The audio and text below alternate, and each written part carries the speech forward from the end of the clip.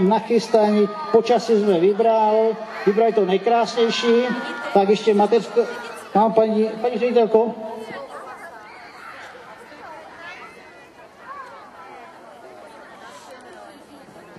Já vás všechny vítám dneska na balonové poště. Určitě jste všichni hodili své přáníčko do pytle.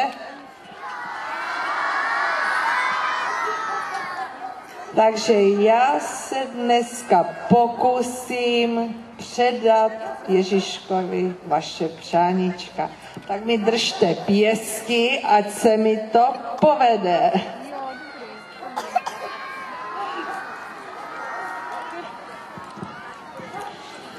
Tak vidíte, že přáníček máme víc než dost, ještě, že máme tak velký balon, že nám to unese.